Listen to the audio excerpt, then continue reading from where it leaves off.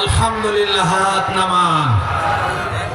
অনেক আলোচনার বিষয় ছিল, এত সংক্ষেপে রাসূলুল্লাহর আদর্শ থেকে সব কথা বলা সম্ভব নয়।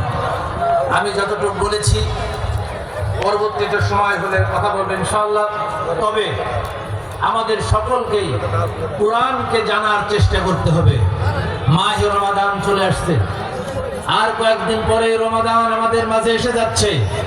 এই রমাদানকে আমরা যাতে কাজে লাগাতে পারি, রমাদানে আমরা যাতে কোরআন অধ্যয়নের মাধ্যমে, রাত্রি জাগরণের মাধ্যমে আল্লাহর নৈকট্য হাসিল করে নিজেকে পরিপূর্ণ মুসলমান হিসেবে তৈরি করতে পারি, এই ব্যাপারে আপনাদের কাছে আমি উদাত্ত আহ্বান রেখে আপনাদের সকলের জন্য প্রাণ ভরে দোয়া করে আমি নিজে দোয়া চেয়ে আমার আলোচনা শেষ করছি। ওমা আলাইনা ইল্লাল বালাগ।